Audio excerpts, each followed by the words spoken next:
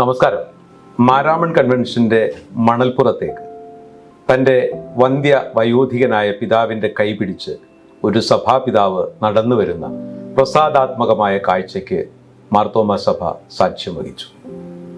ഇന്ന് അപ്രയം തിരുമേനി നമ്മളോടൊപ്പം സംസാരിക്കാൻ എത്തുന്നു. സ്വാഗതം പ്രിയ തിരുമേനി. ഏതൊരു വ്യക്തിയുടെയും ജീവിതത്തിൽ വലിയ സ്വാധീനം ചെലുത്തുന്നത് ആ വ്യക്തിയുടെ കുട്ടിക്കാലമാണ് എന്ന് പറഞ്ഞു കേട്ടിട്ടുണ്ട്. തിരുമേനിയുടെ ഒരു കുട്ടിക്കാലം ഇത്തരത്തിലുള്ള ഒരു സഭാപിതാവ് എന്ന ഒരു നിലയിലേക്ക് ഉയരുന്നതിന് എത്തരത്തിലാണ് സ്വാധീനിച്ചത് എന്നൊന്ന് പറയാം. കുട്ടിക്കാലം എന്ന് പറയുമ്പോൾ എപ്പോഴും ഭവനാന്തരീക്ഷമാണ് പ്രധാനം. എൻ്റെ ചെറുപ്പം മുതൽ വീട്ടിൽ നിന്ന് ലഭ്യമായ ഒരു പരിശീലനം അങ്ങനെ പരിശീലിപ്പിക്കാൻ വേണ്ടിയുള്ള പരിശീലനമല്ല, നാച്ചുറലായിട്ട് വീട്ടിൽ നടക്കുന്ന കാര്യങ്ങളൊക്കെ നമ്മുടെ ജീവിതത്തിൻ്റെ ഭാഗമായി തീർന്നു എന്നുള്ളതാണ്. എല്ലാ ദിവസവും നടക്കുന്ന കുടുംബ പ്രാർത്ഥന, സ്ഥിരമായി പള്ളിയിൽ മാതാപിതാക്കളോടൊപ്പം പോകുന്ന ഒരനുഭവം, അത് നമുക്കങ്ങനെ ഒരു താല്പര്യമായി തീർന്ന് എങ്ങനെയാണെന്ന് എനിക്ക് ചോദിച്ചാലും ഉത്തരവൊന്നുമില്ല. എൻ്റെ ഓർമ്മയിൽ അങ്ങനെ പള്ളി പോകാത്തൊരു സൺഡേ ഓർമ്മയില്ല. വല്ല അസുഖമായിട്ട് അങ്ങനെ പോകാതിരുന്ന് കാണുമായിരിക്കും. കഴിയുന്നതും ആരാധനയ്ക്ക് പോവുക എന്നുള്ളത് ഞങ്ങളുടെ ചിട്ടയാണ്. ഇപ്പോഴും ഞങ്ങളുടെ വീട്ടിൽ എല്ലാവരും ചിട്ടയാണ് സ്ഥിരമായിട്ട് ആരാധനയ്ക്ക് പോവുക. അത് നമ്മുടെ ആരാധനയ്ക്ക് സ്ഥിരമായിട്ട് പോകുമ്പോൾ തന്നെ വളരെ എക്യുമെനിക്കൽ ബന്ധങ്ങളുള്ള സ്ഥലമാണ് ഞങ്ങളുടേത്. ഈ മലങ്കര ക്രൈസ്തവ ആളുകളിൽ ഈ മധ്യ തിരുവിതാംകൂറിൽ നിന്ന് വ്യത്യാസപ്പെട്ടിട്ടുള്ള ആചാരങ്ങളും അനുഷ്ഠാനങ്ങളൊക്കെ നിലനിർത്തപ്പെടുന്ന സ്ഥലമാണ്. അത് ഓർത്തഡോക്സ് എന്നില്ല, മാർത്തോമ എന്നില്ല, തൊഴിയൂർ സഭക്കാരെന്നില്ല, എല്ലാവർക്കും പൊതുവായിട്ടുള്ള ചില ആചാരങ്ങളും പൊതുവായിട്ടുള്ള ഒരു സംഗതികളൊക്കെ അവിടെ ഉണ്ട്. അത് ചിലപ്പം ഇവിടെ നിന്ന് നോക്കുന്നവർക്ക് മനസ്സിലാകണം നിർബന്ധമില്ല. അങ്ങനെയുള്ളൊരു പശ്ചാത്തലത്തിൽ വളർത്തപ്പെട്ടു. അതൊക്കെ ജീവിതത്തിൻ്റെ ഒരു ഭാഗമായി തീർന്നു. ഞങ്ങളുടെ ഭാഷയിൽ സ്ലാങ്ങിൽ പോലും വ്യത്യാസമുണ്ട്. അത് കേരളത്തിലെ തിരുവനന്തപുരത്ത് പറയുന്ന മലയാളം അല്ലല്ലോ കണ്ണൂരും കാസർഗോഡും പറയുന്നത്. ചിലപ്പോൾ അവർ തമ്മിൽ സംസാരിച്ചാൽ മനസ്സിലാകാത്ത സന്ദർഭങ്ങൾ പോലെ ഉണ്ടാകാം. അപ്പോൾ എന്നാൽ ഈ മലങ്കരയിൽ ഒരു ശക്തമായ ക്രിസ്തീയ വേരോട്ടമുള്ള സ്ഥലമാണ് കുന്നംകുളം പ്രദേശം എന്ന് പറയുന്നത്. സഭാചരിത്രത്തിലും പ്രധാനപ്പെട്ട സ്ഥലമാണ്. നമ്മുടെ സഭയുമായി ഒരുമിച്ച് നിൽക്കുന്ന മലബാർ സ്വതന്ത്ര സുറിയാനി സഭയുടെ തലസ്ഥാനമായ തൊഴിയൂർ ഞങ്ങളുടെ വീടിനടുത്താണ്. പിന്നെ ഓർത്തഡോക്സ് സഭയുടെ ഭദ്രാസന കേന്ദ്രമുണ്ട്. പിന്നെ പുലിക്കോട്ടിലെ തിരുമേനിമാർ അവിടെ നിന്നായിട്ടുണ്ടായിട്ടുള്ളത്. ഇപ്പോൾ കാലം ചെയ്ത പൗലോസ് തിദിയൻ കാതോലിക്ക ബാവ ഞങ്ങളുടെ ദേശക്കാരനാണ്. തൊഴിയൂരുള്ള തിരുമേനിമാരെല്ലാം ഞങ്ങളുടെ ദേശക്കാരാണ്. ഇപ്പോൾ ഓർത്തഡോക്സ് സഭയിലെ യൂലിയോസ് തിരുമേനിയുണ്ട്. നമ്മുടെ സഭയിലെ അഭിനന്ദ കൂറിലോ സഫറൽ മെത്രാപ്പോലീത്ത തിരുമേനി ഞങ്ങളുടെ ഇടവകാംഗമാണ്. ഒക്കെ ഞങ്ങൾക്ക് അഭിമാനമാണ്. അപ്പം അങ്ങനെയുള്ളൊരു പശ്ചാത്തലത്തിൽ ജീവിക്കാൻ കഴിഞ്ഞു എന്നുള്ളതും സ്ഥിരമായി ആരാധനയിൽ പങ്കെടുക്കാൻ സാധിച്ചു എന്നുള്ളതും ഒരു ഫോർമേറ്റീവ് ഫാക്ടറാണ്. അപ്പോൾ ഇടവകയിലെ സൺഡേ സ്കൂൾ, യുവജനസഖ്യം, ഇടവക മിഷൻ, ഇതിലൊക്കെ പങ്കാളിയായി തീരുന്നതിന് സാധിച്ചിട്ടുണ്ട്. കുട്ടിക്കാലത്തെ വിദ്യാഭ്യാസ കാലത്തെക്കുറിച്ച് കൂടി ഒന്ന് ഓർത്തെടുക്കാമോ തിരുമേനി? ചെറിയ ക്ലാസ്സിൽ പഠിച്ചത് ഒരു ഓർത്തഡോക്സ് മാനേജ്മെൻറ്റിലുള്ള MJD ഹൈസ്കൂൾ എന്ന് പറയുന്ന സ്കൂളിലാണ്. അവിടെ ക്രിസ്ത്യൻ വിദ്യാഭ്യാസമാണല്ലോ. അപ്പം അവിടുത്തെ ആ സ്കൂളിലും ഉണ്ട് പ്രാർത്ഥനകളൊക്കെ. അതുപോലെ ഞങ്ങളുടെ കൂട്ടുകാർ പല സഭാ വിഭാഗക്കാരാണ്. അവരോടൊക്കെ കൂടെയുള്ളൊരു കൂട്ടായ്മ ഉണ്ടായിരുന്നു. നമ്മൾ സാധാരണ ഒരു വിദ്യാർത്ഥി എന്നുള്ള രീതിയിൽ ആവറേജ് വിദ്യാർത്ഥിയായിട്ടാണ് വളർന്നു വന്നത്. ഇപ്പോഴും അങ്ങനെ തന്നെയാണ്. അത് നമ്മുടെ പഠനകാലത്തും ഈ ഓരോ കാലത്ത് ഞാൻ ആകെ മാർത്തോമാ സഭയുടെ സ്ഥാപനത്തിൽ പഠിച്ചിട്ടുള്ളത് മാർത്തോമാ വൈദിക സെമിനാരി മാത്രമാണ്. ബാക്കിയെല്ലാം മറ്റ് സമുദായങ്ങളുടെ ഉടമസ്ഥയിലുള്ള സ്ഥലങ്ങളിലാണ് പഠിച്ചിട്ടുള്ളത്. അപ്പോൾ അങ്ങനെ മറ്റ് സഭകളുമായി മറ്റ് സമുദായങ്ങളുമായിട്ടുള്ളൊരു ബന്ധപ്പെടുന്നതിന് ഇടയായിട്ടുണ്ട്. അവരോടെല്ലാം സൗഹാർദ്ദത്തിൽ ജീവിക്കുന്നതിന് സാധിക്കുന്നു എന്നുള്ളത് പ്രധാനപ്പെട്ട കാര്യമാണ്. ഒരു സുറിയാനി ഭാഷ പരിജ്ഞാനം മറ്റ് സഭാ മേലധ്യക്ഷന്മാരിൽ നിന്ന് വ്യത്യസ്തമായി തിരുമേനി പുലർത്തുന്നതായിട്ട് എനിക്ക് അറിയാം. ആ ഒരു മേഖലയിലേക്ക് വരാനുണ്ടായ ഒരു സാഹചര്യം എന്താണ്? ഇത് സെമിനാർ നമ്മുടെ മലങ്കര മാർത്തോമ സുറിയാനി സഭയുടെ ആരാധനാ ഭാഷ എന്ന് പറയുന്നത് സുറിയാനിയിൽ നിന്ന് തർജ്ജമ ചെയ്തിട്ടുള്ളതാണ്. നവീകരണ കാലത്ത് പ്രത്യേകമായിട്ട് തീരുമാനിച്ചതാണ്. ആളുകൾക്ക് മനസ്സിലാകുന്ന ഭാഷയിലായിരിക്കുന്ന ആരാധന. എന്നാൽ ഇത് എന്തായിരുന്നു എന്ന് മനസ്സിലാക്കണമെങ്കിൽ ആ ഭാഷ പഠിപ്പിച്ചാലേ പറ്റത്തുള്ളൂ. ഇപ്പോൾ നമ്മൾ വേദപുസ്തകം പഠിക്കുമ്പോൾ പുതിയ നിയമം പഠിക്കുന്നവർ ഗ്രീക്ക് നിർബന്ധമായും പഠിച്ചിരിക്കണം. പഴയ നിയമം പഠിക്കുന്നവർ ഹീബ്രു ഭാഷ നിർബന്ധമായും പഠിച്ചിരിക്കണം. അതുപോലെ ആരാധനയെക്കുറിച്ച് പഠിക്കണമെങ്കിൽ സുറിയാനി ഭാഷ, നമ്മുടെ ആരാധനയെക്കുറിച്ച് പഠിക്കണമെങ്കിൽ സുറിയാനി ഭാഷ നിശ്ചയമായും പഠിച്ചിരിക്കണം. അങ്ങനെ ഒരു താല്പര്യത്തിൽ വന്ന ഒന്നല്ലായിരുന്നു. സെമിനാരി വന്നപ്പം ഒരു ഓപ്ഷണൽ കോഴ്സായിട്ട് സെമിനാരി കോഴ്സ് ഓഫർ ചെയ്യുന്നുണ്ടായിരുന്നു. അപ്പം നമ്മുടെ ജോർജ് മാത്യുച്ചനായിരുന്നു അന്ന് ഞങ്ങൾക്ക് ക്ലാസ് എടുത്തുകൊണ്ടിരുന്നത്. ആ ക്ലാസ്സിൽ നിർബന്ധമല്ല, താല്പര്യമുള്ള കുറച്ച് പേർക്ക് പങ്കെടുക്കാം. കുറച്ച് പേർക്ക് അപ്പോൾ അതിൽ ഞാനും പങ്കുകാരനായി. പിന്നെ ഈ ഇടവക ശുശ്രൂഷ ചെയ്തുകൊണ്ടിരുന്നപ്പോഴാണ് അവിടെ കോട്ടയത്തുള്ള സീറിയിൽ MA വിദ്യാഭ്യാസം സിറിയക്കിൽ ചെയ്യാനുള്ള ഒരു അവസരം ലഭ്യമായി. അത് ഉപയോഗിച്ചു.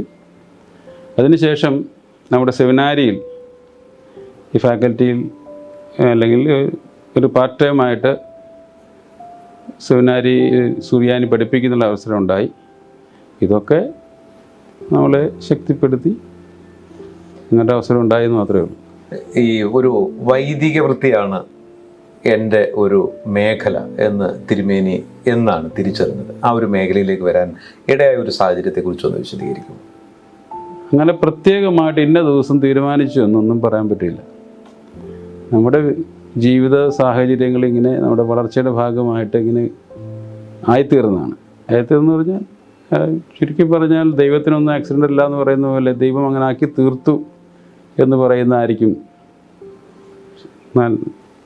അറിയുന്നത്. കാരണം ഇടവകയിൽ എല്ലാ കാര്യങ്ങളിലും പങ്കാളിയാകാൻ സാധിച്ചിട്ടുണ്ട്. എനിക്ക് തോന്നുന്നു ഞാൻ 18 വയസ്സായതും സെമിനാരി പോകുന്ന അന്ന് വരെ എൻ്റെ ഇടവകയിൽ ആത്മാശുശ്രൂഷകനായിരുന്നു. ഞാൻ ഒഫീഷ്യലി ഇടവക കമ്മിറ്റിയിൽ വേറൊരു യാതൊരു ചുമതലയും വഹിച്ചിട്ടില്ല. ആത്മാശുശ്രൂഷകനായിരുന്നു. എന്നാൽ പല ശുശ്രൂഷകൾ ചെയ്തിട്ടുണ്ട്. കാരണം ചിലപ്പോൾ ട്രസ്റ്റിയെ സഹായിക്കുന്നതിന് കണക്ക് എഴുതിയിട്ടുണ്ട്. മിക്കവാറും മീറ്റിങ്ങുകളിൽ റെക്കോർഡിംഗ് സെക്രട്ടറി ആയിട്ടിരുന്ന് അത് എഴുതിയിട്ടുണ്ട്. എന്നാൽ ഒഫീഷ്യലി ആത്മാശുശ്രൂഷനായിട്ട് മാത്രമേ ഞാൻ ശുശ്രൂഷ ചെയ്തിട്ടുള്ളൂ. അപ്പോൾ അതുകൊണ്ട് എന്നെ അങ്ങനെ തിരഞ്ഞെടുക്കാൻ കാരണം അവർക്ക് എങ്ങനെയെങ്കിലും തോന്നിക്കാണുമായിരിക്കും. എന്തായാലും അങ്ങനെ പ്രത്യേക തീരുമാനത്തോടു കൂടി ഒന്നും അല്ല, അത് ദൈവം അങ്ങനെ ഒരുക്കി ഈ വഴിയിൽ വന്നു. ഒരച്ഛൻ എന്നുള്ള നിലയിൽ കുറേ കാലം വളരെ സജീവമായി സഫലമായി പ്രവർത്തിക്കാൻ തിരുമേനി കഴിഞ്ഞിട്ടുള്ളത്. ആ കാലഘട്ടങ്ങളെ ഒന്ന് ഓർത്തെടുക്കാൻ കഴിയുമോ തിരുമേനി? ഒരു അച്ഛൻ എന്നുള്ള നിലയിൽ പ്രവർത്തിച്ച കാലങ്ങൾ. ഞാൻ ഒരു അച്ഛനായിട്ട് 26 വർഷം ശുശ്രൂഷ ചെയ്ത് 1997 ഞാൻ പട്ടക്കാരനാകുന്നത്. അതിനുശേഷം കേരളത്തിന് പുറത്തും ഇന്ത്യക്ക് വെളിയിലും ഇടവകകളിൽ ശുശ്രൂഷ ചെയ്യാൻ സാധിച്ചു. എല്ലായിടത്തും എല്ലാവരെയും സ്നേഹിക്കാനും അതുപോലെ എല്ലാവരും സ്നേഹം കിട്ടാനും സാധിച്ചിട്ടുണ്ട്. ഒരിക്കലും ഒരു കൺഫ്രണ്ടേഷൻ ഉണ്ടാകേണ്ട ആവശ്യം ഉണ്ടായിട്ടില്ല എൻ്റെ ജീവിതത്തിൽ.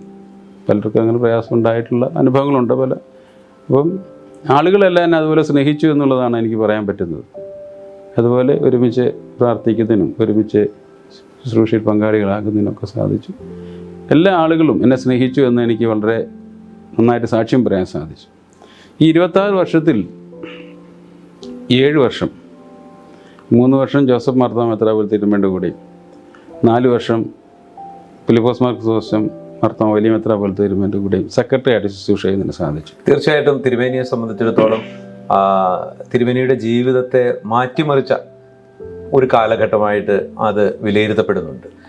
ആ മഹാരഥന്മാരായിട്ടുള്ള സഭാപിതാക്കന്മാർക്കൊപ്പം ജീവിക്കാൻ പ്രവർത്തിക്കാൻ കഴിഞ്ഞത് തീർച്ചയായിട്ടും തിരുമേനിയുടെ ജീവിതത്തിൽ ഒരു വലിയ മാറ്റത്തിന്റെ കാലഘട്ടം തന്നെ ആയിരിക്കണം എന്നാണ് ഞാൻ ചിന്തിക്കുന്നത്. തീർച്ചയായും ആ കാലഘട്ടത്തെ ദയവായി തിരുമേനി ഒന്ന് ഓർത്ത്. ഞാൻ 2008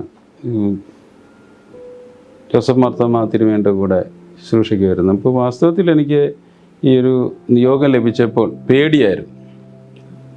കാരണം തിരുമേനിയെ എനിക്കറിയത്തില്ലെന്ന് പറഞ്ഞാൽ മാർത്തോമാ സഭയിൽ തിരുമേനിയാണെന്ന് അറിയാവുന്നല്ലാതെ വ്യക്തിപരമായിട്ട് അറിയത്തില്ല. തിരുമേനിക്ക് എന്നെയും അറിയത്തില്ല.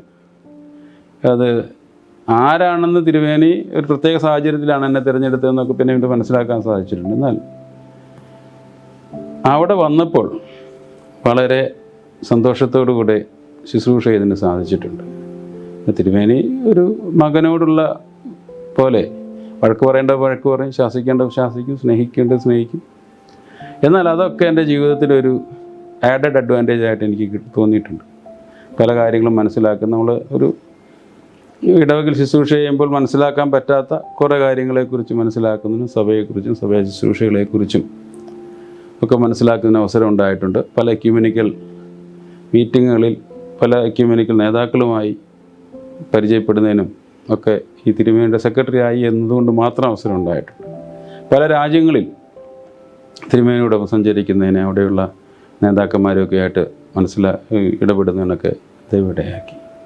അതുപോലെ തന്നെയാണ് ക്രിസോസ്റ്റം വലിയ മെത്രാപ്പോലീത്ത തിരുമേനിയുടെ കൂടെ പോയി. തിരുമേനിക്ക് അന്ന് 98-99 വയസ്സ് പ്രായമുള്ളപ്പോഴാണ് ഞാൻ തിരുമേനിയുടെ കൂടെ ചേരുന്നത്. അപ്പോൾ വളരെ പ്രായമുള്ള ആളാണ്. അപ്പോൾ നമുക്ക് പല കാര്യങ്ങൾ ശ്രദ്ധിക്കേണ്ടതായിട്ട് ഇവരവിടെയുള്ള വിസിറ്റേഴ്സിനെ ശ്രദ്ധിക്കണം, തിരുമേനിയുടെ പ്രോഗ്രാംസ് ശ്രദ്ധിക്കണം. ആ തിരുമേനി ഇതെല്ലാം ഒറ്റയ്ക്ക് മാനേജ് ചെയ്യുന്ന ആളുമാണ്. എന്നാൽ തിരുമേനിയുടെ കൂടെ നിന്നപ്പോൾ ഈ ലോകത്തിൽ പല ആളുകളുമായി ഇടപെടുന്നതിന് ഈ സമൂഹത്തിൽ എല്ലാവരും വലിയ മെത്രാപ്പോലീത്ത ഏറ്റെടുത്ത ആളാണല്ലോ നമ്മുടെ വലിയ തിരുമേനി. അതുകൊണ്ട് പല ആളുകളുമായിട്ട് ഇടപെടുന്നതിന് തിരുമേനിയുടെ പല വീക്ഷണങ്ങൾ, പല കാര്യങ്ങൾ തിരുമേനി പറയുന്നത്, അതിൻ്റെ ഇൻ്റർപ്രിട്ടേഷൻ അതൊക്കെ വ്യത്യസ്തമാണ്. നമ്മൾ കൂടെ നടക്കുന്ന ആൾക്കാണ് കൂടുതൽ മനസ്സിലാക്കാൻ പറ്റുന്നത്. നമുക്ക് ഒരു സ്റ്റേജിൽ തിരുമേനിയെക്കുറിച്ച് മനസ്സിലാക്കുന്ന പോലെയല്ല, പല സ്റ്റേജിൽ ഒരേ കാര്യത്തെക്കുറിച്ച് തിരുമേനി ഇൻ്റർപ്രിട്ടേഷൻ. തിരുമേനി പല ഇല്ലസ്ട്രേഷൻസ് പറയുന്ന പല കാര്യത്തിനും ഒരു ഇല്ലസ്ട്രേഷൻ എടുത്ത് പല ഫോക്കസിലാണ് ഒന്ന് പറയുന്നത്. അപ്പോൾ അതൊക്കെ മനസ്സിലാക്കുന്നതിന് തിരുമേനി എങ്ങനെയാണ് ആൾക്കാരെ കാണുന്നത്, എങ്ങനെയാണ് മറ്റുള്ളവരെ ബഹുമാനിക്കുന്നത്. തിരുമേനി ചെറിയ കുട്ടികളുടെ അടുത്തിരുന്ന ചെറിയ കുട്ടിയാണ്. വളരെ പണ്ഡിതന്മാരോട് കൂടെ സംസാരിക്കുമ്പോൾ വളരെ പണ്ഡിതനാണ്. വളരെ പ്രായമുള്ളവരോട് സംസാരിക്കുമ്പോൾ അവരുടെ ആ വേവ് ലെങ്ത്തിലാണ്. അതൊക്കെ കണ്ടു മനസ്സിലാക്കുന്നതിനും അതൊക്കെ ജീവിതത്തിൻ്റെ ഭാഗമാക്കുന്നത് എനിക്ക് തോന്നുന്നത് വലിയൊരു ഭാഗ്യം തന്നെയാണ്, വലിയൊരു ദൈവകൃപയായിട്ട് ഞാനത് സ്വീകരിക്കും. അച്ഛൻ എന്നുള്ള നിലയിൽ, ഒരു വൈദികൻ എന്നുള്ള നിലയിലുള്ള ദീർഘകാലത്തെ ഒരു പ്രവർത്തനത്തിന് ശേഷമാണ് മലങ്കര മാർത്തോമാ സുറിയാനി സഭയുടെ മേൽപ്പെട്ട സ്ഥാനത്തേക്ക് അഭിവന്യ തിരുമേനി കടന്നു വരുന്നത്. ജീവിതത്തിൽ എന്തെങ്കിലും മലങ്കര മാർത്തോമാ സുറിയാനി സഭയുടെ മേൽപ്പെട്ട സ്ഥാനത്തേക്ക് എത്തും എന്ന് തിരുമേനി ചിന്തിച്ചിരുന്നു? ചില സമയത്തൊക്കെ അങ്ങനെ ചിന്തിച്ചു പോയിട്ടുണ്ട്, പക്ഷെ എന്നാലും അങ്ങനെ പ്രതീക്ഷിച്ചിട്ടില്ല. ആ ഒരു വഴിയെക്കുറിച്ച് ഒന്ന്. എനിക്ക് തോന്നുന്നത് ഞാൻ തിരുമേനിയുടെ സെക്രട്ടറി ആയതിനു ശേഷമാണ് എന്നെ ആരെങ്കിലും അറിയാൻ തുടങ്ങിയത്.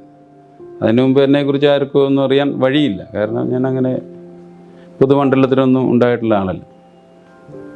എന്നാൽ ഈ സമയത്ത് ആൾക്കാർ എന്നെക്കുറിച്ച് അറിഞ്ഞാണ്. അതുകൊണ്ടായിരിക്കുമല്ലോ എൻ്റെ പേര് സജസ്റ്റ് ചെയ്യപ്പെട്ടത്. ആദ്യത്തെ ഒരു പ്രാവശ്യം മണ്ഡലത്തിൽ അത് നടക്കാതെ പോയി, പിന്നെ നടന്നു വന്നു.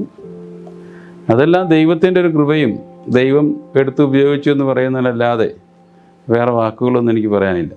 ഒരു മേൽപ്പെട്ടക്കാരൻ എന്നുള്ള നിലയിൽ നമ്മുടെ സഭയെ തിരുമേനി എങ്ങനെയാണ് നോക്കിക്കാണുന്നത്? ഈ ഒരു കാലഘട്ടത്തിൽ ഒരു സഭയുടെ കർത്തവ്യം എന്താണ് എന്നുള്ളതിനെക്കുറിച്ച് തിരുമേനിയുടെ വ്യക്തമായ ഒരു കാഴ്ചപ്പാട് എന്താണ് എന്നൊന്ന് വിശദീകരിക്കാം.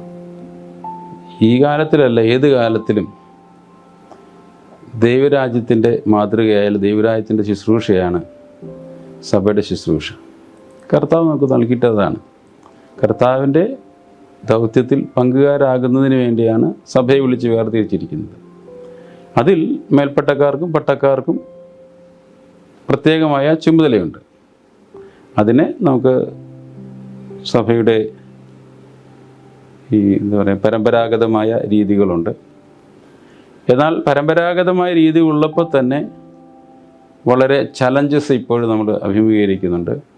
നമ്മുടെ യുവാക്കളുമായിട്ടുള്ള നമ്മുടെ സംസർഗം, അല്ലെങ്കിൽ അവരെ നമ്മൾക്ക് കൺവിൻസ് ചെയ്യാൻ പറ്റാത്ത കാര്യങ്ങൾ, ഇതൊക്കെ നമ്മുടെ വെല്ലുവിളികളാണ്. എന്നാൽ എൻ്റെ ഒരു പ്രധാനപ്പെട്ടൊരു കാര്യം, ഒരു പേഴ്സണൽ ഇൻ്ററാക്ഷൻ എപ്പോഴും നമ്മളെ സഹായിക്കുന്നുണ്ട് എല്ലാ കാര്യത്തിലും. ഇപ്പോൾ എന്നെ അറിയുന്ന ഒരാൾ അദ്ദേഹം ഇങ്ങനെയാണ് എന്ന് പേഴ്സണലായിട്ട് അറിയാൻ സാധിക്കുമ്പോൾ അത് നമ്മൾ പറയല്ലേ, ഈ ദൈവത്തെ ആരും കണ്ടിട്ടില്ല, പുത്രനാണ് ദൈവത്തെ നമുക്ക് ലോകത്തിന് വെളിപ്പെടുത്തി തന്നത്. അതുപോലെ കർത്താവിനെ വെളിപ്പെടുത്തി തരുന്ന സ്വഭാവത്തിലൂടെ ജീവിക്കാൻ സാധിക്കും. അത് മനുഷ്യരായതുകൊണ്ട് അതൊന്നും പൂർത്തിയാകാൻ പറ്റുന്നതല്ല. എന്നാലും അതിനുള്ള ശ്രമവും നമ്മൾ ആൾക്കാരുമായിട്ട് ഇൻഡിവിജ്വൽ ഇൻ്ററാക്ഷൻസ്, മറ്റുള്ളവരെ ബഹുമാനിക്കുകയൊക്കെ ചെയ്യുമ്പോൾ നമ്മളെ ആൾക്കാർ ബഹുമാനിക്കും. നമ്മുടെ ശുശ്രൂഷ അത് തന്നെ ഫലകരമായി തീരുന്നതിന് സാധിക്കുമെന്നാണ് എൻ്റെ വിചാരം. അപ്രതീക്ഷിതമായ ചുമതലകളാണ് എപ്പോഴും തിരുമേനി തേടി വന്നിട്ടുള്ളത്. ഒരു വൈദികനായി മാറുക, ഉടൻ തന്നെ ഏറ്റവും പ്രഗത്ഭരായ 2 മെത്രാപ്പൊലീത്തമാരോടൊപ്പം പ്രവർത്തിക്കാനുള്ളൊരു അവസരം കിട്ടുക, ഒരു ബിഷപ്പായിട്ട് ഉയരുക. അതിനുശേഷം ഇപ്പോൾ ലഭിച്ചിരിക്കുന്ന ചുമതലയും വളരെ വെല്ലുവിളി നിറഞ്ഞ ഒരു ചുമതലയാണ്. കേരളത്തിന് പുറത്തുള്ള ഇന്ത്യയിലെ സഭയുടെ പ്രവർത്തനങ്ങൾ ഏകോപിപ്പിക്കുക എന്ന ഒരു വെല്ലുവിളിയാണ് തിരുമേനി ഏറ്റെടുത്തിരിക്കുന്നത്. ആ ഒരു വെല്ലുവിളിയെ ഏത് രീതിയിൽ പൂർണ്ണമാക്കാനാണ് തിരുമേനി മനസ്സുകൊണ്ട് ആഗ്രഹിക്കുന്നത്? അതായത് നമുക്കൊരു പ്രത്യേക മനസ്സുകൊണ്ട് ആഗ്രഹിക്കുക എന്നുള്ളതല്ലല്ലോ, ദൈവം നമുക്ക് നൽകുന്ന അവസരവും കഴിവും അനുസരിച്ച് പ്രവർത്തിക്കുക എന്നുള്ളതാണ്. എൻ്റെ എനിക്കുണ്ടായൊരു ഭാഗ്യം, എനിക്ക് സഹിക്കാൻ പറ്റാത്ത ഒരു കാര്യവും ദൈവം എനിക്ക് തന്നിട്ടില്ല. ഞാൻ ചില അച്ഛന്മാരുടെയൊക്കെ ശുശ്രൂഷ നോക്കുമ്പോൾ അവരെല്ലാം ഫേസ് ചെയ്ത കാര്യം ഞാൻ വിചാരിക്കും, ദൈവമേ ആ സ്ഥാനത്ത് ഞാനായിരുന്നു എങ്ങനെ മുന്നോട്ട് പോയേനെ. എന്നാൽ എനിക്ക് ഫേസ് ചെയ്യാൻ എനിക്ക് പ്രയാസങ്ങളുണ്ടായിട്ടില്ലെന്നുള്ളതല്ല, എന്നാൽ അതെല്ലാം സോർട്ട് ഔട്ട് ചെയ്യാൻ പറ്റാത്ത ഒരു കാര്യം എൻ്റെ ഇടവക ജീവിതത്തിൽ ഇതുവരെ ഉണ്ടായിട്ടില്ല. അത് വലിയ ദൈവകൃപയാണ്. ദൈവം എന്നെ അനുഗ്രഹിച്ചത് കൊണ്ടാണ് മാത്രമാണ് അങ്ങനെ സംഭവിച്ചത്.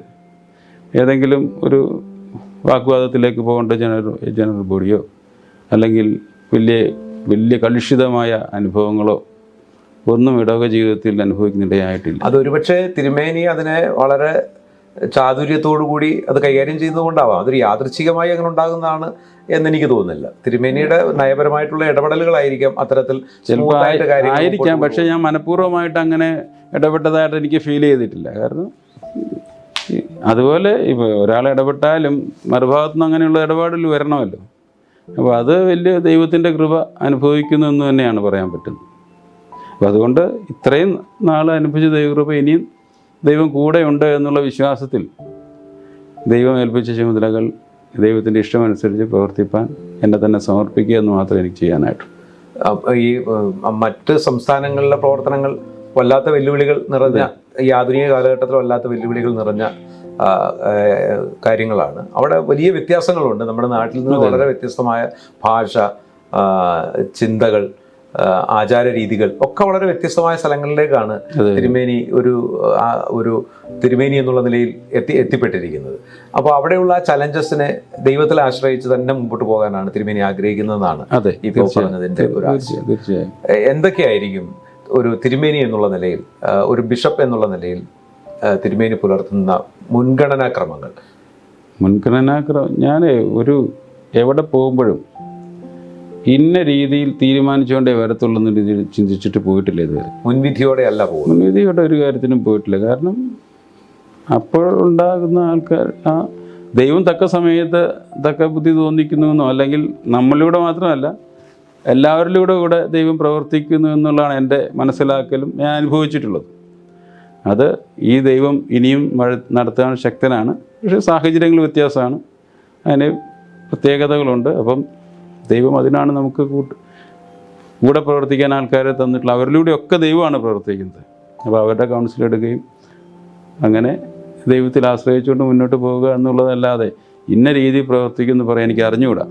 കാലത്തിൻ്റെ മാറ്റം ഒരു വലിയ ഘടകമാണ്. നമ്മുടെ പൂർവ്വപിതാക്കന്മാരുടെ കാലഘട്ടം, നമ്മുടെ പിതാക്കന്മാരുടെ കാലഘട്ടം, ആധുനിക കാലഘട്ടം, ഈ കാലഘട്ടങ്ങളിലൊക്കെ സഭാപ്രവർത്തനത്തിൻ്റെ രീതിയും ശൈലികളും കാലോചിതമായി മാറ്റപ്പെടുന്നുണ്ട്. പുതിയൊരു കാലഘട്ടത്തിൽ എങ്ങനെയായിരിക്കണം സഭ എന്നതിനെക്കുറിച്ച് തിരുമേനിയുടെ അഭിപ്രായം എന്താണ്? ഒരു സൈബർ ലോകത്ത് അല്ലെങ്കിൽ ശാസ്ത്ര സാങ്കേതിക വിദ്യയുടെ വല്ലാത്ത വളർച്ചയുണ്ടായ ഒരു കാലഘട്ടത്തിൽ, ഇത്തരത്തിലുള്ള ഒരു കാലഘട്ടത്തിൽ എന്താണ്, ഏത് രീതിയിലുള്ള ഒരു പ്രവർത്തനമാണ് സഭ കാഴ്ചവെക്കുക? അതായത് സഭ എല്ലാ കാലത്തും അന്നന്ന് അവൈലബിൾ ആയിട്ടുള്ള റിസോഴ്സസ് ഉപയോഗിച്ചിട്ടുണ്ട്. ആദ്യകാലങ്ങളിൽ നമ്മുടെ UBS ഒക്കെ പഠിക്കുന്ന കാലത്ത് നമുക്ക് ഈ ഒരു പ്ലാനലിൽ 2 ചിത്രങ്ങൾ ഒട്ടിക്കുന്നത് വലിയ കൗതുകമായിരുന്നു. അതൊക്കെ നമ്മൾ ആകർഷിക്കുന്നതാണ്. അന്നത്തെ ടെക്നോളജി അതേ ഉള്ളൂ. എന്നാൽ ഇപ്പോൾ ഈ ഡിജിറ്റൽ ഇതൊക്കെ കണ്ടുകൊണ്ടിരിക്കുന്ന അടുത്ത് പ്ലാനലിൽ ഇത് കൊണ്ടുപോയാൽ ശരിയാകത്തില്ല. എന്നാൽ അതത് കാലത്ത് അവൈലബിൾ ആയിട്ടുള്ള സാഹചര്യങ്ങൾ അല്ലെങ്കിൽ ടെക്നോളജി എല്ലാം സഭ ഉപയോഗിച്ചിട്ടുണ്ട്. അത് ഇനി ഉപയോഗിക്കണമെന്നുള്ളതാണ് എൻ്റെ അഭിപ്രായം. പക്ഷേ അത് ഈ രണ്ട് രീതിയിൽ ഉപയോഗിക്കാം. എല്ലാ കാര്യവും, ഏത് കാര്യമാണെങ്കിലും അത് ദൈവഹിതത്തിനനുസരിച്ച് വളരെ ആലോചിച്ച് ചെയ്യേണ്ട കാര്യങ്ങളാണ്. പ്രത്യേകിച്ച് നമ്മുടെ യുവാക്കളുമായിട്ട് ഇൻട്രാക്ഷൻ, കുഞ്ഞുങ്ങളുമായിട്ടുള്ള ഇൻട്രാക്ഷൻ ഒക്കെ അവരെല്ലാം നമ്മൾ ജനിച്ച വളർന്ന കാലഘട്ടത്തെ പോലെയല്ല. അപ്പോൾ അവരോട് ഉള്ള ഇൻട്രാക്ഷൻസും അവർക്ക് ഈ ഇതുപോലുള്ള മീഡിയയിലൂടെയൊക്കെ ആയിരിക്കും ചിലപ്പോൾ ഇടപെടേണ്ടതായിട്ട് വരിക. എന്നാൽ ഏത് കാലത്തും മാറാൻ പറ്റാത്തതാണ് ദൈവവുമായിട്ടുള്ള ബന്ധവും ദൈവത്തോടുള്ള സ്നേഹവും. അത് നമ്മുടെ ജീവിതത്തിൽ കാണുമ്പോഴാണ് മറ്റുള്ളവർക്ക് പകർത്തി കൊടുക്കാൻ പറ്റും. അതിനെ നമ്മളെ സമർപ്പിക്കുക, നമ്മൾ മറ്റുള്ളവരെ അതിനെ സഹായിക്കുക. അതാണ് സഭാ ശുശ്രൂഷ പ്രധാനപ്പെട്ട കാര്യമെന്നാണ് ഞാൻ വിചാരിക്കുന്നത്. ഞാൻ നേരത്തെ ചോദിച്ച ഒരു ചോദ്യത്തിൻ്റെ ഒരു ഉപചോദ്യം എന്നുള്ള നിലയിലാണ് തിരുമേനി, ഈ മാതാപിതാക്കൾ, സഹോദരങ്ങൾ, അവരുടെയൊക്കെ ഒരു സ്വാധീനം എത്രമാത്രമാണ് തിരുമേനിയുടെ ഒരു ജീവിതത്തിൽ ഉണ്ടായിട്ടുള്ളത്? ഞാൻ പറഞ്ഞല്ലോ, മാതാപിതാക്കളുടെ പ്രാർത്ഥനാ ജീവിതം പ്രധാനപ്പെട്ടതാണ്. ഞങ്ങളിപ്പോഴും എന്നും മിക്കവാറും കഴിയുന്ന സമയത്തെല്ലാം വിളിക്കാറുണ്ട്. സഹോദരങ്ങളും അവരുടെ കുടുംബങ്ങളും ഒക്കെ ആയിട്ട് ഇപ്പോഴും ഞങ്ങൾ വിളിക്കും, കോണ്ടാക്റ്റിലിരിക്കും. പക്ഷേ ഇപ്പം അങ്ങനെ എപ്പോഴും പോകാൻ പറ്റത്തില്ലെങ്കിൽ പോലും ഇപ്പോൾ നമുക്ക് ആധുനിക സൗകര്യങ്ങളുണ്ട്, വീഡിയോ കോൾ നടത്താൻ പറ്റും. അപ്പോൾ അവരുമായിട്ടുള്ള ബന്ധം പ്രധാനപ്പെട്ടതാണ്. കാരണം നമ്മളെ നിലനിർത്തുന്നത് വീട്ടിൽ എൻ്റെ മാതാപിതാക്കളും സഹോദരങ്ങളും എനിക്ക് വേണ്ടി പ്രാർത്ഥിക്കുന്നു, എൻ്റെ നന്മ ആഗ്രഹിക്കുന്നു എന്ന് എനിക്ക് ഉറപ്പുള്ളത് കൊണ്ടാണ്. അവരുടെ കുടുംബത്തിൻ്റെ ഒരു ബലം, പ്രാർത്ഥന വലിയൊരു ശക്തിയാണ്. അതിൽ എനിക്ക് വളരെ സന്തോഷമുണ്ട്. ദൈവം അതിനെന്നെ സഹായിച്ചിട്ടുമുണ്ട്. അതാണ് എൻ്റെ ഉത്തരം. മലങ്കര മാർത്തോമാ സുറിയാനി സഭയെ നയിച്ച ഏറ്റവും ശ്രദ്ധേയരായ 2 മെത്രാപ്പൊലീത്താമാരോടൊപ്പം ജീവിക്കാൻ, പ്രവർത്തിക്കാൻ കഴിഞ്ഞ തിരുമേനിയാണ് ഇന്ന് നമ്മൾക്കൊപ്പം ഉള്ളത്. സഭ തിരുമേനിയെ വളരെ പ്രതീക്ഷയോടുകൂടിയാണ് കാണുന്നത്. ആ പ്രതീക്ഷയ്ക്കൊത്ത് ദൈവ കൃപയുടെ തണലിൽ വളരുവാൻ, ഉയരുവാൻ, ഈ സഭയ്ക്ക് ഒരു താങ്ങും തണലുമായി തീരുവാൻ അഭിമന്യ തിരുമേനിക്ക് കഴിയട്ടെ എന്ന് ആത്മാർത്ഥമായി പ്രാർത്ഥിക്കുന്നു. ഈ ദിവസം വേർതിരിച്ച് നമ്മുടെ സ്റ്റുഡിയോയിലേക്ക് എത്തിച്ചേരുകയും നമ്മളോട് സംസാരിക്കാൻ വേണ്ടി സമയം കണ്ടെത്തുകയും ചെയ്ത അഭിമന്യ തിരുമേനിയോടുള്ള വലിയ സന്തോഷവും സ്നേഹവും ഈ അവസരത്തിൽ ഹൃദയത്തിൽ തൊട്ട് അറിയിക്കുന്നു. നന്ദി. Thank you. നമസ്കാരം.